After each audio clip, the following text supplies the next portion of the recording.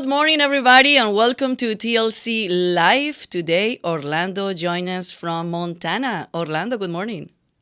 Good morning. How's the weather there in Houston? Oh my God. Es un desastre, un infierno total. Well, it's perfectly clear and 78 degrees here. Okay. Yeah, I'm so jealous about that. So today we have a very interesting program. We're gonna have two guests, and one is Cassy Garcia. She's running for Congress in the Texas District 28, and also we're gonna talk with Monica Pachon. She is a doctor in political science in Colombia. She lives in Colombia. She's from Colombia, and we're going to talk about the results in the Colombian presidential elections. So those are our two guests. And Orlando, I wanted you to talk about something that we were talking about off the air, about the victory in Virginia, and also I wanted you to introduce Cassy Garcia. Well, long time ago, I predicted the political shift along the Texas border because of what had been happening. I've lived there many years, and I noticed that the community was getting tired of the left trashing the border patrol, the police, the military, and I could see this shift coming. And of course, it's happening as we're all witnessing. I also made a statement long time ago that Hispanic women, Latinas, would save the Republican Party and that would keep Texas red. And of course, we've already seen that with Mayra Flores. And of course, we have Cassy Garcia running. And then we also have Monica de la Cruz. But let me tell you, it's not just happening in Texas. In Spanberg, Virginia, they just nominated the daughter of Hispanic immigrants, I think from El Salvador.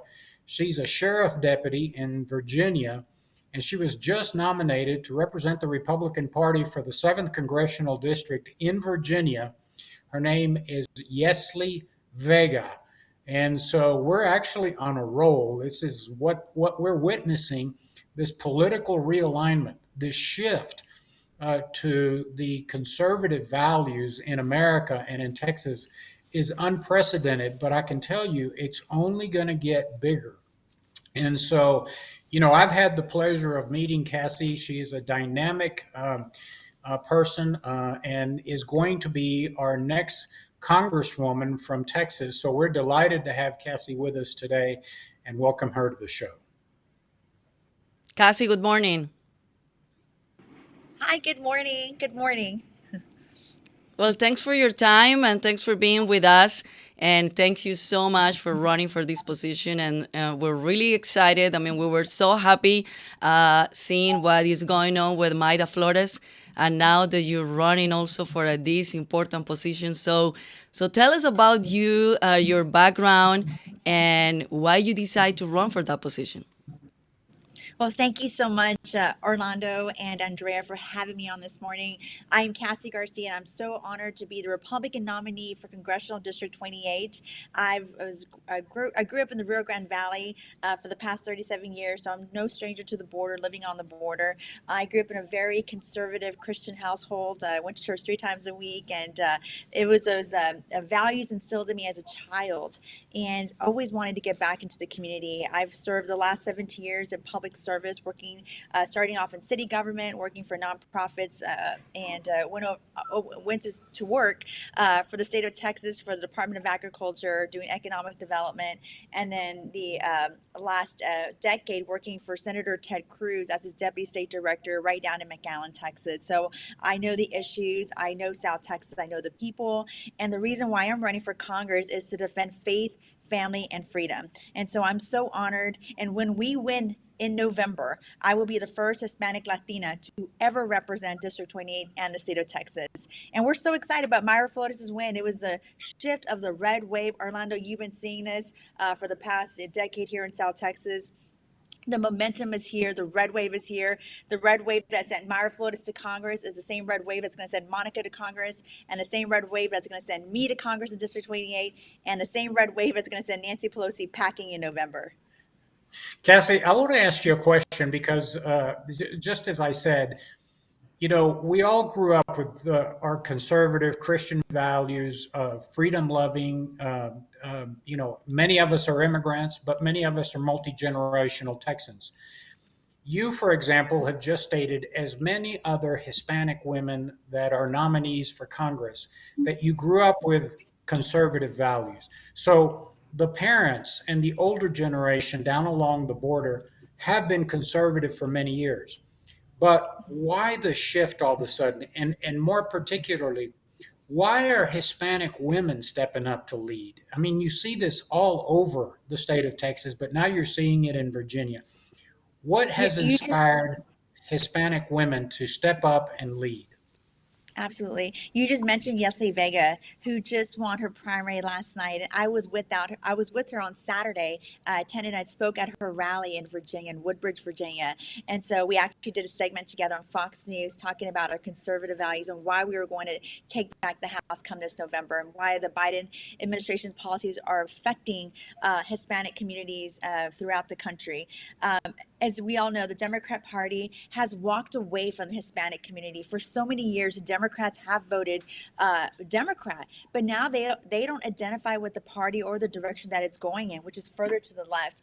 And my mother, growing up as a child, people ask me if if I grew up a Democrat. I didn't. I grew up in a conservative household. Both my parents were Republicans, and it was those values instilled in me. And even talking to friends now that I graduated in high school, said, Cassie, I'm a conservative too. I'm a Republican. I am pro God, pro family, pro country. And so if you look at the Democrats here in the Rio Grande Valley and throughout the border communities, they are conservative. They're pro life. And so I think now we're going to see that shift. Come this November, we're going to see a red tsunami, a red wave of Democrats that are saying, you know what, this district and District 20 has been Democrat controlled for over 110 years. Enough is enough. We need a better path forward. And I am the one who's going to unite and bring everybody together and work for everybody in District 28. And Um, why women? Why women? What is it about the ladies down in South Texas that are causing them to step up and lead?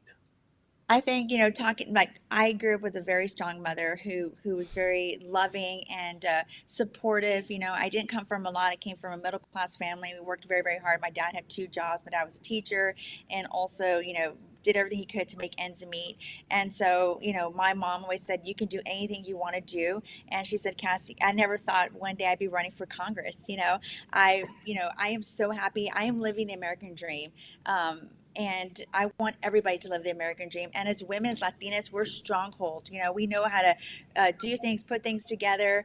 We are leaders in the family. The mothers are the stronghold of every family, and it's so important to have a strong mother. And I'm so blessed that I did have one. And I want to be able to. I want other Latina girls to say, you know what, one day I too can run for Congress. And being on the campaign trail, talking to voters every single day, I've met so many Hispanic young women who said, Cassie, I never thought in my lifetime I would see a Hispanic Latina run for Congress. I'm so honored to have met you, and I can't wait to vote for you. And so people are inspired. I think they're seeing the rise of the Hispanic Latinas running. Example, Myra Flores, Monica De La Cruz. You have myself. We have Irene over in El Paso. We call it the squad there, where the trio or the triple threat, what you want to call it. And so, I think it's, Myra had you hear Myra's story of her growing up with her mother being an influence in her life. My mom has been my hero.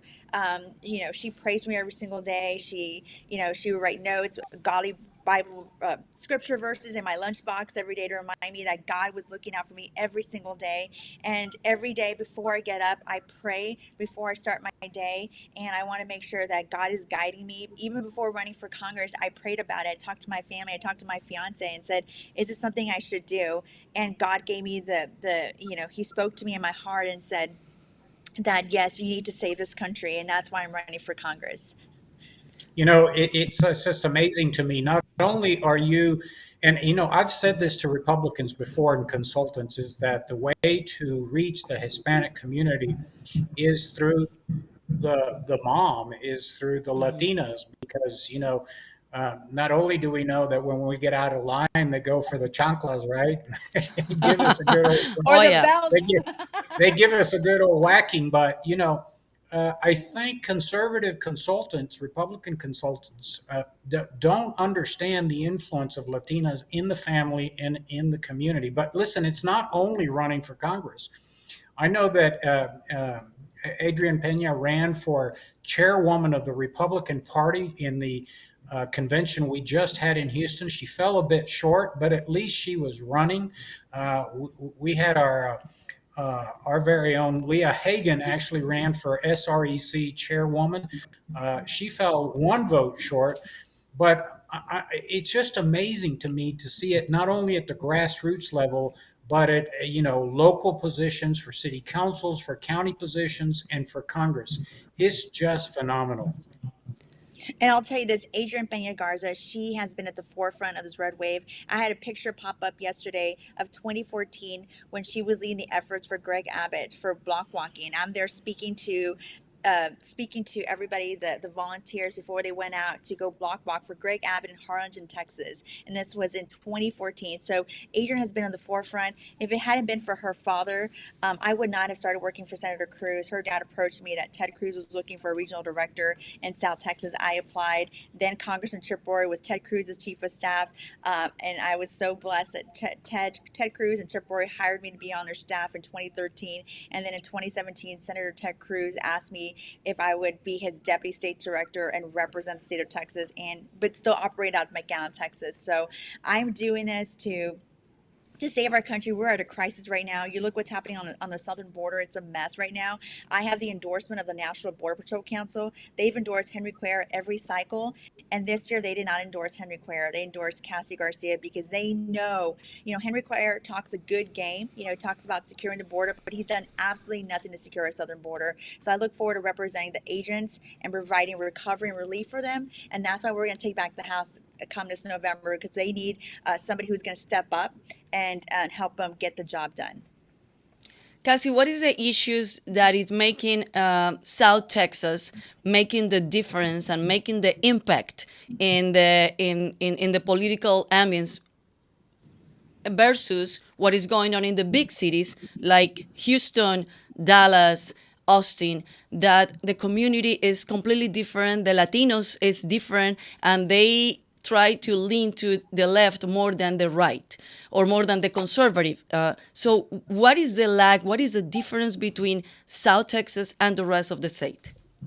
So when we look at South Texas, talking to the voters every single day, the district is made up of 80% Hispanic, 40% Catholic, and the district is very conservative. Even if you're a Democrat, you're a conservative Democrat. But at the end of the day, we're looking at the issues. They're going further to the left. The President Biden and the House Democrats are doing everything they can to destroy what is great to South Texas. We talk about the Biden border crisis. We talk about inflation. We talk about energy crisis. We talk about a shortage of baby formula. Now we're talking about a food shortage coming up in September. It's crisis after crisis after crisis. I think people need a better path forward. They need someone who's going to represent their values, the district, help every single buddy out, not just paid interest groups to serve only certain individuals in District 28. We need to serve everybody. They need true representation. We need to bring God back into our schools. We need to make sure that we're doing what's best for District 28, and we're seeing that with the voters right now. We went block walking yesterday with Tommy Hicks, the co-chair for the GOP,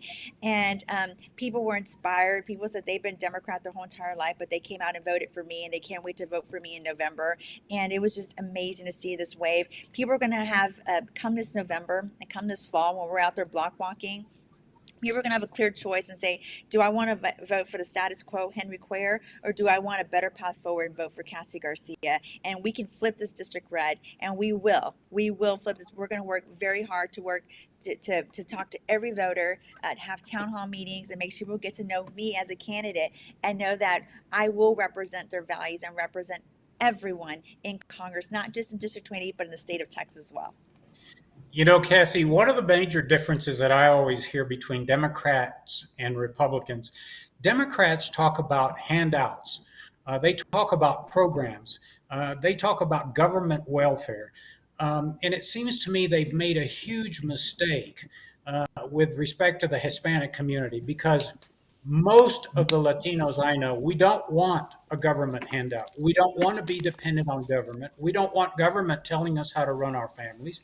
We want a good education. We want economic opportunity, and we want, you know, the best for our families. And it seems like the Democrats continue to offer the Latino community government incentives. Where as I listen to you and I listen to Monica and I listen to Maida, you know, you guys are about a bright future. You're about self determination. You're about telling people about the Constitution and the Bill of Rights and freedom and economic opportunities. And you hit the nail on the head. You know, not only do we have crises after crises after crises at the border, but the economy is an unmitigated disaster. You know, Democrats still continue to blame. Just last week, there was a big spat between Exxon and Chevron and the Biden administration, where the Biden administration is attacking capitalism that makes investments in the fossil fuel industry. It's not, you know, oil is a commodity. It's like baby formula. When there's a shortage of it, the prices go up. And what people don't realize is the not only the Obama administration, but the Biden administration has done everything possible to limit production, which drives prices up. They shut down pipelines, they put up barriers, they discourage the private sector and bankers from loaning money to oil field development. And, you know, to me, it's, you know, the issues that you talk about and that our Republican nominee Latinas are talking about is economic opportunity. That's just a huge difference. Mhm. You're absolutely right about that. And we are conservative when it comes to social issues. And that's the one thing you talk about. We're not about a handout, but a hand up, and we see that they try to keep you down. And I talk about the opportunities that we have here in our communities. I didn't have to go to an Ivy League school. I was able to get my education here. And we talk about school choice. We need to let parents be able to make that choice where they want to send their child to school. We got to be able to let the dollar follow the child, and give that economic freedom to our children. Talk about the American dream. We are conservative on education, on social issues. We're pro-gun, we're pro-life. We want lower taxes, religious freedom. And I think the Democrat Party has walked away from the Hispanic community. And that's why I think we're going to see people come over as we educate, talking about these RNC centers, these Hispanic centers that have opened up in Laredo, in McAllen, that have helped Myra out to reach out to the Hispanic community, talk about our issues, talk about why we're conservative. They've done such a tremendous job. And while I served under President Trump, I was his commissioner for the White House Hispanic Prosperity Commission. We went around the country meeting. We did town hall meetings, we did stakeholder meetings talking about school choice and opportunity zones. There's so much that the Republican Party, and now more than ever, we're seeing in Orlando, you've probably seen this too, that the desire to now embrace the Republican Party, is, you can feel it. It's electrifying throughout the Rio Grande Valley, throughout South Texas and the nation. And I think we're going to see a huge shift. I know people are optimistic about it, but talking to voters every single day, people are ready for a change. They truly are. You saw that with Myra Florida's historic win last Tuesday, her getting sworn in yesterday. We're going to see that with Monica's race and my race in District 28 and other races. Look at Yesli Vega over in Virginia. People are excited and they're motivated. They're like, you know what?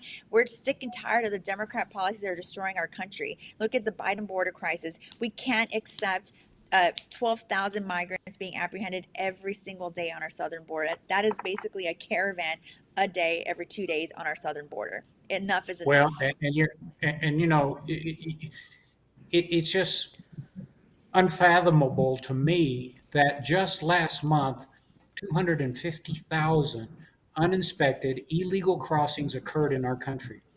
That's a crisis. I mean, I don't understand why people don't understand that a quarter of a million people just randomly decided to walk across our border into our communities. And let me tell you why that's tragic, Cassie, because you know this. Those people need a lot of social services, and those social services are paid for by the local property taxpayers in the state of Texas, Mhm. whether it's schools, whether it's federally qualified health clinics, whether it's emergency care through, because we have legislation called EMTALA that when someone presents themselves at an emergency room, you have to treat them regardless of ability to pay. All That's right. that is absorbed by the local taxpayer.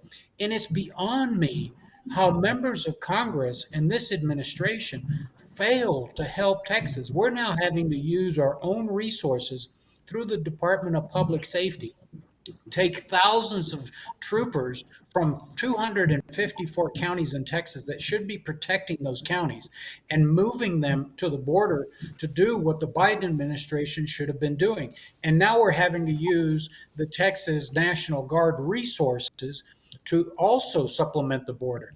And the Biden administration, I don't think he's come to the border, has he yet? Once? He's never come to the board, and you hit the nail on the head, Orlando. It is not fair to the taxpayers and the families and communities that are having to pay for these services. It's not fair to them. The taxpayers didn't ask for this. The Biden administration, the state of Texas, it's not the state of Texas' job to secure our border. It is the federal's responsibility, the federal government's responsibility to secure our southern border. And the fact that Joe Biden came to Uvalde, which is a very sad situation that we saw with the shooting that happened there, but the fact he was so close to the border, he's never been to the border ever once to the border. And the fact these border patrol agents are working tirelessly every single day to secure our southern border. It's their job is not to process. We need to watch the bad elements, the bad criminal activity that are coming into our country, those gotaways that are coming in that are not being caught by the border patrol. Border patrol needs to get back on the front lines, secure our border, stop the drugs, the flow of drugs that are coming in every single day. It's not fair. And it, Biden needs to step up, the administration needs to do its job, and to enforce the laws on the books, secure our And border, bring back the and Trump era policies. And Cassie, to make matters worse, now the Justice Department has decided to come after Border Patrol agents. It's just beyond me. I mean, it is a multi-pronged attack on our Border Patrol and the citizens of the state of Texas.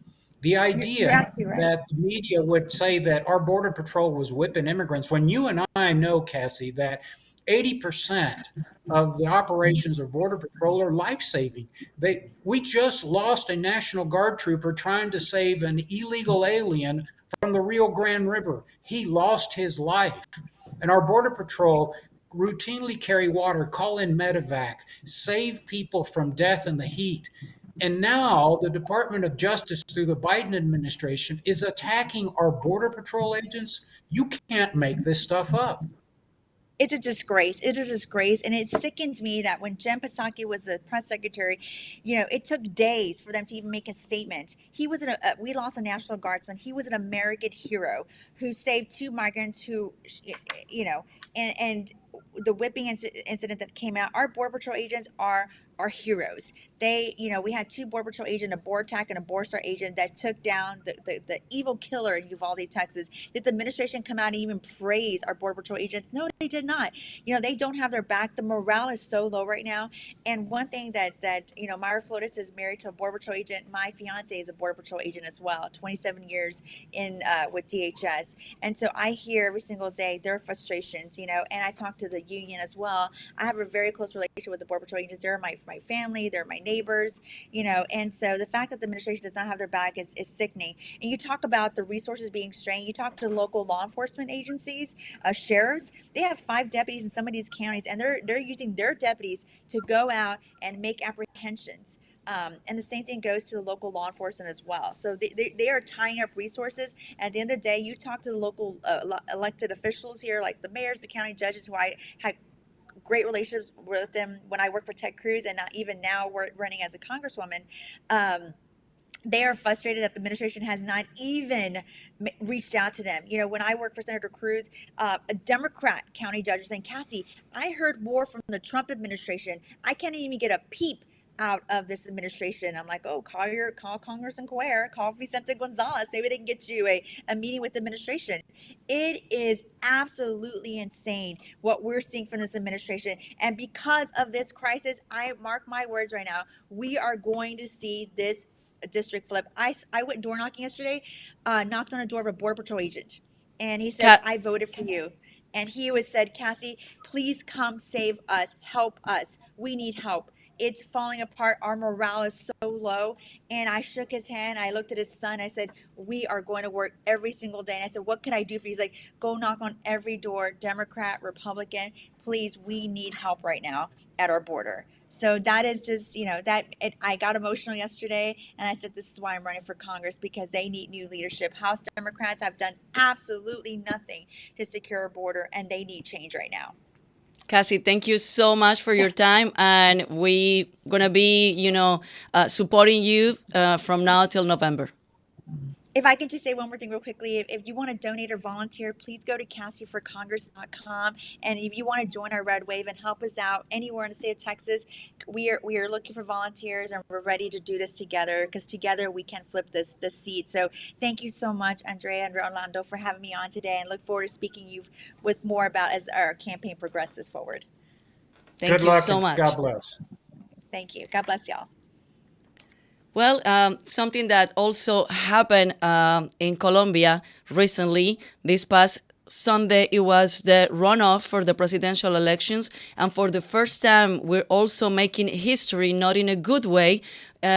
Colombia elect a president from the left for the first time, and he is Gustavo Petro. And that's why we wanted to invite a political science, Dr. Monica Pachon. She is from Colombia. She lives in Colombia, and she has her PhD also in the university in California, in San Diego. So we want her to give us an insight of what is going on right now in Colombia, what it can be the consequence for Colombia with winning a president from the left, and what it can be also the consequence with the political international.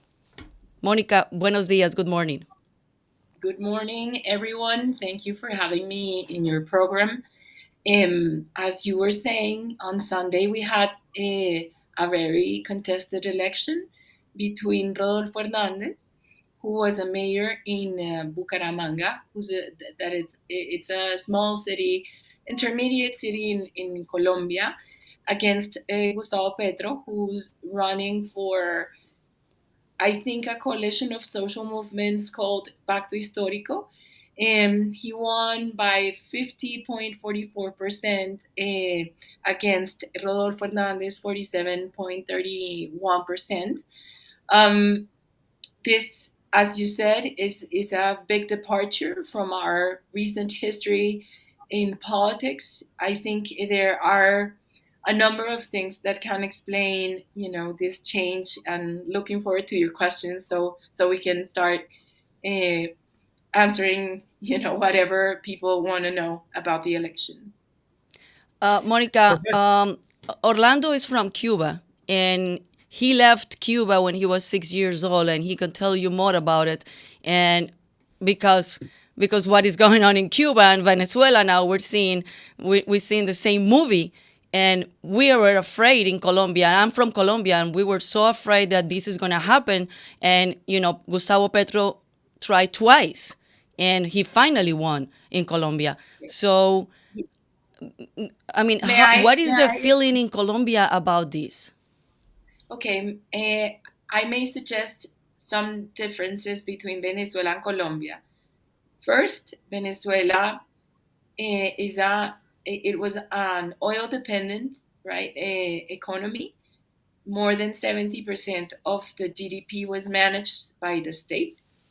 And so when obviously there was the change, political change, that meant an enormous amount of power on behalf of the government. In the case of Colombia, we have most, of the GDP is private.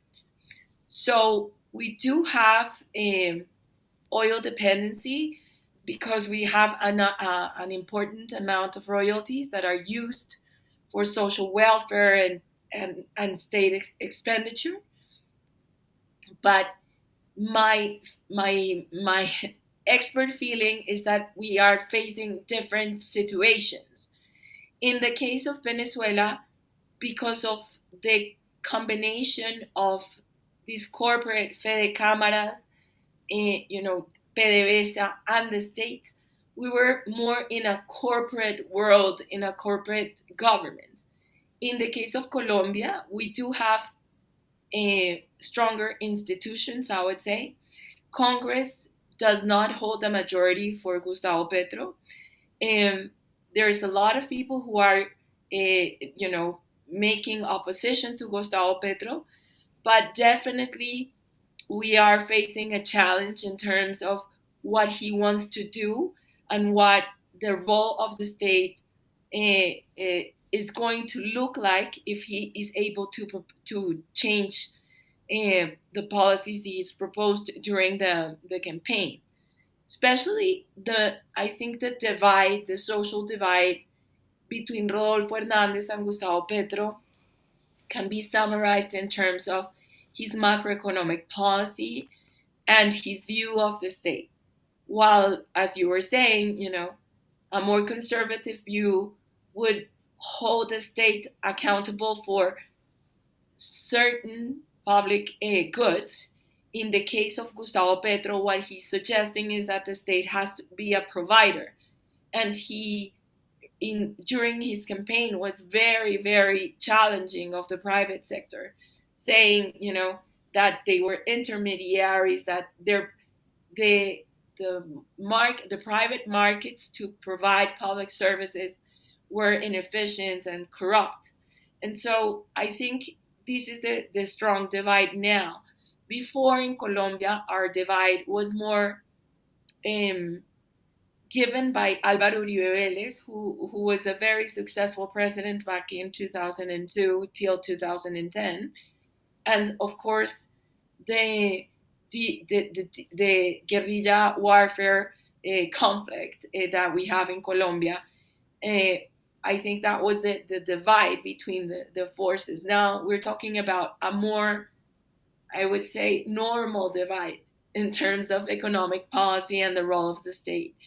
But my maybe hopeful feeling is that institutions such as the Constitutional Court or Congress or even the decentralization we face uh, is going to make Gustavo Petro re- recenter a little and also moderate his policy proposals.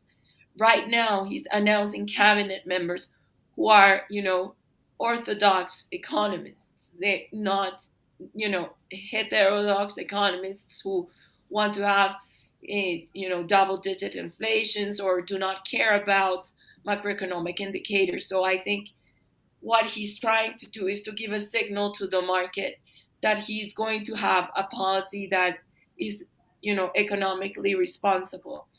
But of course, there's so much uncertainty about this change, about his vice president, and there's a lot of people who surround him that are very, very radical. And so the question will be more so if he can negotiate with other parties. I think that's going to be easy. What I think is the question is if he can handle the expectations of his own more radical forces. Professor Pachon, I have a question.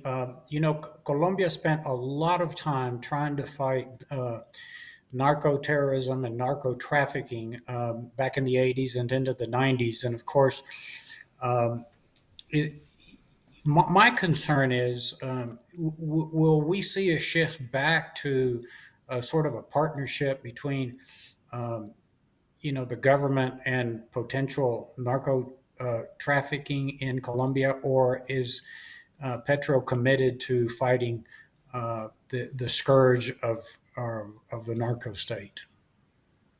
Well, I there's a big question mark in that area, Orlando.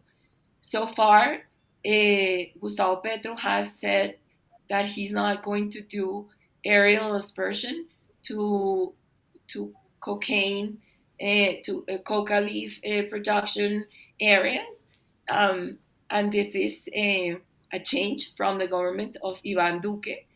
He said that he wants to reinstate his relations with Venezuela, and he just announced that.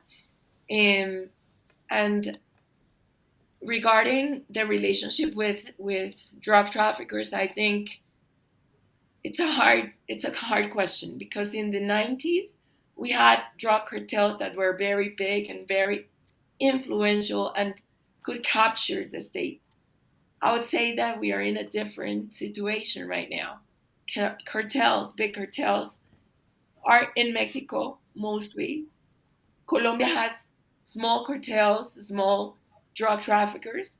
They do influence very many uh, areas of politics and territory across this the our yes, across our territory. But I would say that the state in Colombia can be, allied in certain areas, maybe the Pacific coast. You can see local politicians being captured by these drug traffickers, but in other areas of the territory, what you see is Colombians and the state being a victim of these organizations because they cannot fight them, and so they end up dying. And let me remind you, our biggest cartels are guerrillas, right? So we have ELN, that is, closely allied with Venezuela, Venezuelan leaders. They have had an increase of drug traffic routes through Venezuela. We have had an increase of the amount of coca leaf production in that side of the country. So we're not talking about regular drug cartels in Colombia. We're talking about basically people who are armed and are against the status quo and are using this money to obviously get rich, but also to fight against the state. And we've seen so far an increase in deaths by social activists in this region. We've seen attacks to the military that were not part of what was happening before. And this also is related to FARC, right? The fact that FARC demobilized, left an empty space for somebody to fill. And ELN is being super aggressive in being in that space, right? And able capturing that market. Very Monica, interesting. what do you think it will be the international political impact with this, with being Gustavo Petro the new president? Well, I would say that in the region, we're having a little bit of a, you know happy movement to the left, in terms of there's a lot of presidents that are um, um, consider themselves leftists and are happy because Gustavo Petro is joining in. They know Colombia is a strong ally of the United States, and they somehow see an opportunity for Colombia to be more critical and more, how do I say it, more conditional on this relationship. Most people on the left say we are unconditional to the United States, and so what they want is more to see Colombia having more strong stances. But I would say that the left governments in Latin America are not having a good time locally, domestically. In the past, they were having um, a boom, natural resource boom, with money flowing, Venezuela, Brazil. They had so much resources that they could actually think about diplomacy and being proactive and having a relationship with other partners, China. But right now, I think governments are passing through a lot of trouble, and I don't think we will see like a continental force or of that sort. And I think Gustavo Petro understands the deepness and importance of their relationship with the U.S. The U.S. has been critical in implementing the peace process agreement, critical in helping in the areas where the state cannot be present because they don't have the money or the resources to be there. And so, if Petro was very strong, it was speaking very strongly before in the campaign. Right now, his tweets are like, "Oh, I just hang out with President Biden, and we're so happy, and we're going to strong our ties together and stuff like that." So I would say that clearly he's showing a different self from what he was in the campaign. But we all know who he is, right? So there's time to give him to have some hope in terms of not him being so radical. But of course, we're uncertain about what is going to happen in the near future because we don't know, right? What he has done in the past leaves a lot of question marks. You know, you bring up a good point, and that is that the shift towards more socialist, left leaning leaders in Latin America uh, is, in my opinion, exacerbating the economic situation. Because, as you clearly point out, the only thing that the left and the socialists, the pure socialists, that is, those that want government owned enterprises, right, do, and they do it very well, is deplete national resources. They run the infrastructure into the ground. Look at PDVSA. Look at the Brazilian oil companies. Uh, Look at even in AMLO in Mexico. They're not having a very good time over there, and so yes, when natural resources are high and they're producing and they're refining, the state makes a lot of money, but they squander that money. They use it inappropriately. They don't reinvest in the infrastructure. And so, therefore, production declines, the economy declines. And so, the socialist leaders of Latin America have done one thing well, and that is ruin economies. And then the question I have for you is, does this exacerbate the illegal immigration problem in the United States? As countries become more economically distressed, I think that, the tendency towards not only legal immigration, because I've always said that one of the benefits that America, the United States, receives from left leaning governments is that sort of the brain drain, right? That the well to do, the capitalists, the professors, the doctors, the engineers, the lawyers all migrate to the United States. And we in the Mm-hmm. United States benefit. But there is also another side to it, is that the poorer families that are trying to feed their families have no choice but to come illegally. So, does these left leaning governments exacerbate the illegal immigration problem in the United States? Well, I think we have, I don't know the numbers. I'm not an expert on immigration. So what I'm going to say is my own experience of looking at the news and being here. We are facing a situation, an economic difficult situation in Colombia. Our economy is not as well as it was prior to the pandemic. We were facing a little bit of a slowdown in our economy.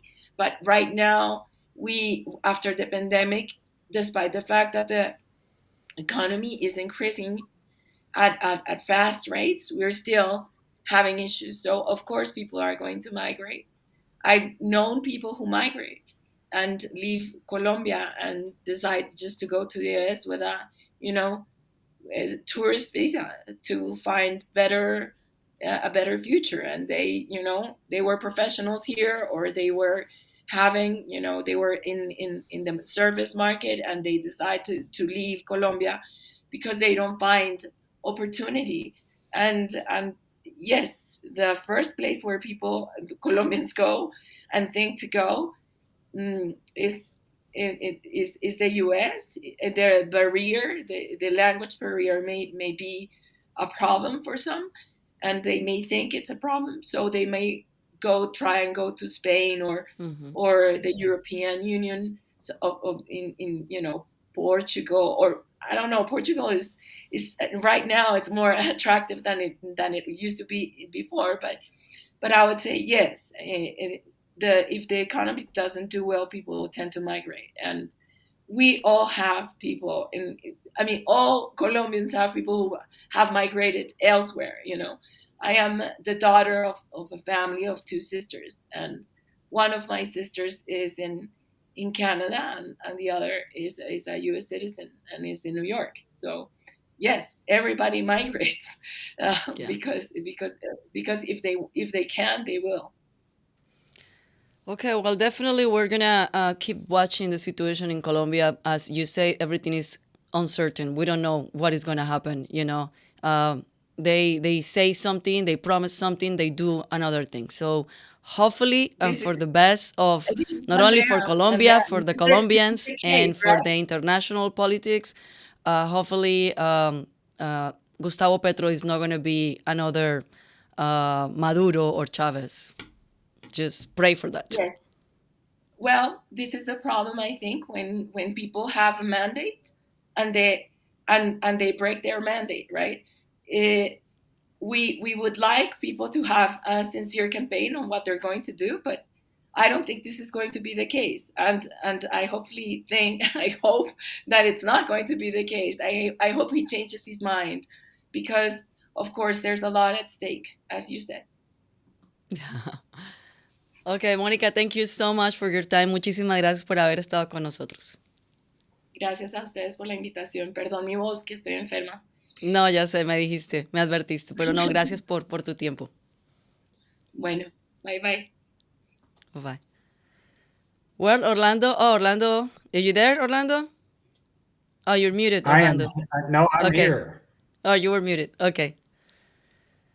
Well, Yep. it's Well, fascinating. another great show. I appreciate you getting all these guests on, and I thought it was a very informative show. Again, I'm really excited about the Latino wave that's hitting the conservative movement across the state of Texas and in this country. Some time ago we had a professional boxer, Latino, who's running for Congress out of Nevada. I mean, it's just not the ladies, but the ladies are really stepping up. So I'm really encouraged. And I look forward to the coming months as we move into the November election. I think great things are going to happen for the state of Texas. I still think it's just traumatic. It's horrible. It's a disgrace what the Biden administration is doing along the Texas border.